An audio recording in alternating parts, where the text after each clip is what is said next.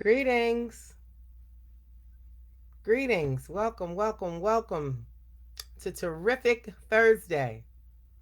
We are so blessed to be here to celebrate another day. And I am so grateful that God saw fit to wake me up today and bless me to be here again with all my faculties. Life is good.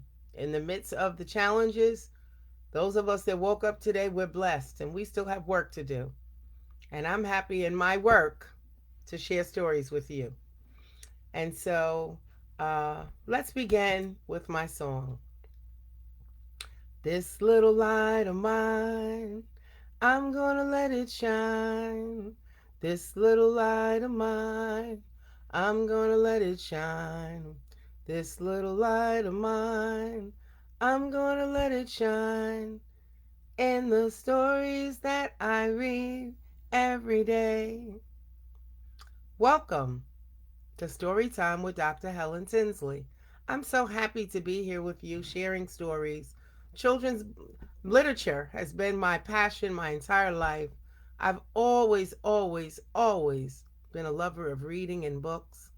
I think I shared early when I was little, I used to go to the Inglewood Library. I fell in love with books there. My mom was a reader, so she always had books in the home. We always had books in the home, and she encouraged reading. My dad read magazines like hunting and fishing and stuff like that. But I used to take those books from the library and put them in even stacks under my pillow and sleep on them. I don't know. I think I thought I was getting smarter sleeping with my books. I still love to curl up in a bed with a book. There's nothing better to me than to have a nice warm cup of tea or, as an adult, a glass of wine and a nice soft throw and a good book. That's like heaven to me. That and the beach. So, I have a great story to read today. And this story is written by the niece of Kamala Harris. And so we have an upcoming election. It's an important election. I cannot underscore the importance of it. If you are old enough to vote, please register to vote. We're living in dangerous times. We're living in critical times. And I'm not usually political on my story time with Dr. Tinsley, but I'm going to be a little political today. I think it's important that we get out and vote for Joe Biden and Kamala Harris. Okay, we need to change the direction the country's going in. The country is erupting in racial tension and conflict and confusion and divisiveness. And Biden and Harris are bringing a message of unity and unification. So without getting into all the politics and the pros and cons of either candidate, that's my take. I'm not going to debate it with anybody. The important thing is get out and vote. Let your voice be heard. You know, my ancestors and yours, those of us who are black folks in America in particular, our ancestors went through hell and high water for the right to vote. They suffered, they were abused, they were beaten, they were put through tests that no other population have ever been put through in the United States for the right to vote. So I personally feel as a citizen that we have a moral responsibility to vote. So with that said, this story today is Kamala and Maya's Big Idea.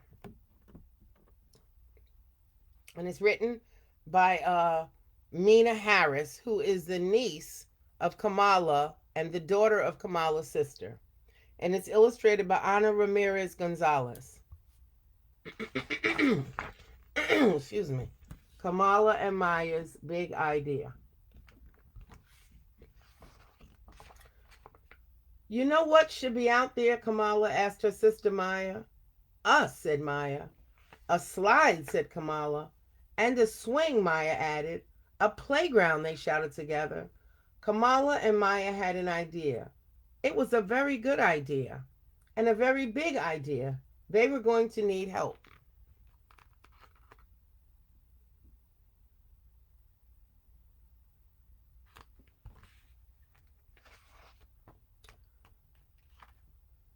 Wouldn't it be great if there was a playground in the courtyard, Maya said. That does sound nice, Mommy agreed. How can we make that happen? Kamala asked. Well, I suppose the first step would be to ask the landlord, the person who owns the building. So Kamala wrote a letter, and her sister Maya drew a picture, and they went to see the landlord to discuss their idea.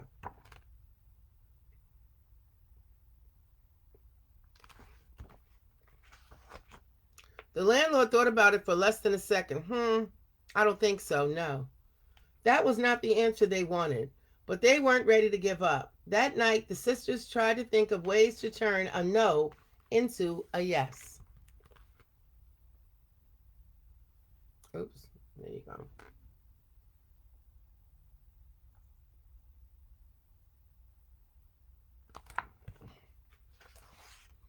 They asked the other kids in the building if they wanted a playground in the courtyard.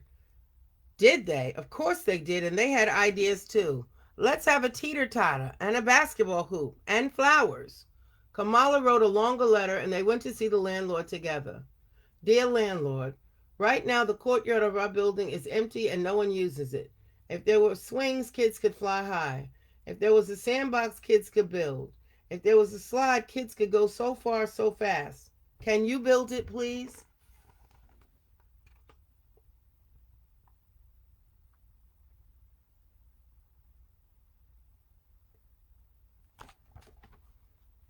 Let's see how he responds. The landlord thought about it for less than 5 seconds. A project this big is expensive. We don't have the money for that. Do your parents know you're here? This was not the answer they wanted, but Kamala was not ready to give up. If we ask our parents and do it all ourselves, can we fix up the courtyard? The landlord thought about that for a whole 10 seconds. Finally, he shrugged. If you can do it yourself, sure.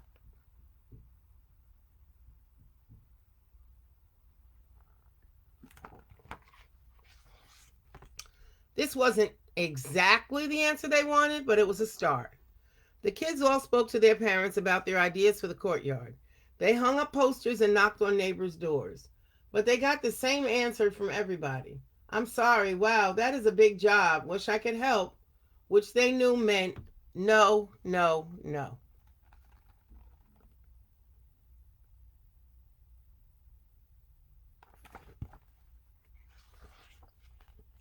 But then Mr. Green stopped to talk. I work construction and I could maybe get some scrap lumber and some sand for a sandbox. Really? Kamala said. Yes, exclaimed Maya. Okay, I'll try. It wasn't a yes. But right now, maybe was the sweetest word they had ever heard. Maybe gave them hope. The next weekend, maybe turned into yes. The kids all helped measure and Mr. Green cut the boards. Then they sanded and hammered and sanded some more, and then came the actual sand.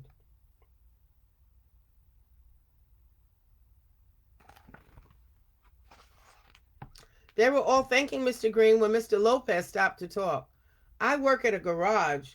Maybe they have an extra tire for a teeter-totter. Another maybe. In the weeks that followed, lots of I don't knows turned into maybes and then yeses.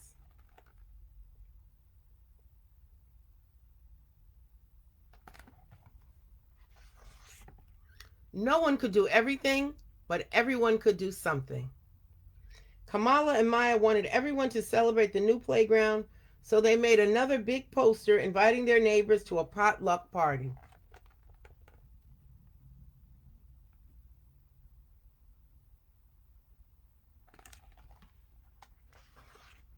There were hot dogs and hummus, spicy chicken and potato salad, strawberries and brownies, and lemonade.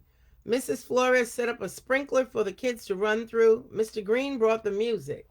Kamala admired the new playground, but she noticed there was still one thing missing.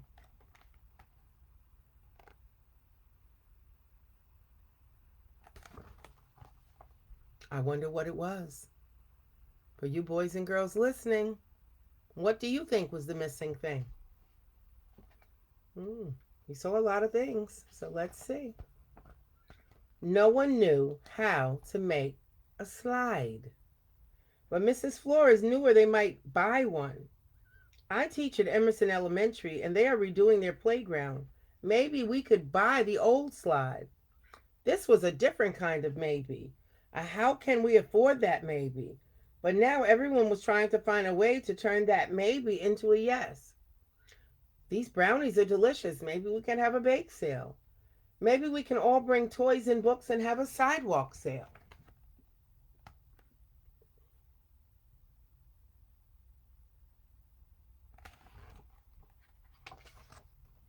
No one could do everything, but everyone could contribute something.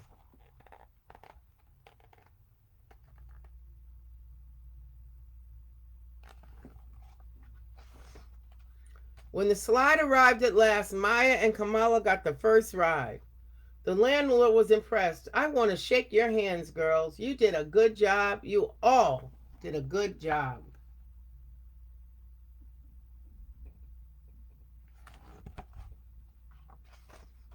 Kamala and Maya had an idea. It was a very good idea and a very big idea. And with a lot of help, they made it happen. Hooray for Kamala and Maya.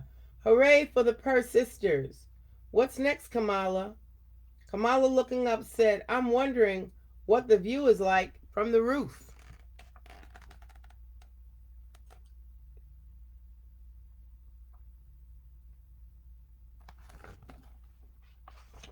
And that, my dear friends, is the end. So I'm going to read you what it says in the back. Growing up, I loved hearing stories about and seeing old pictures of my mom, Maya Harris, and Aunt Kamala Harris as young girls in the 1970s. There's one picture in particular of my mom and aunt that I love. My mom is the one in the bandana, and my aunt in the bell-bottom jeans, and they're staring at the camera with fierce determination. They look like they just conquered the world. Here's that picture. See that picture of them.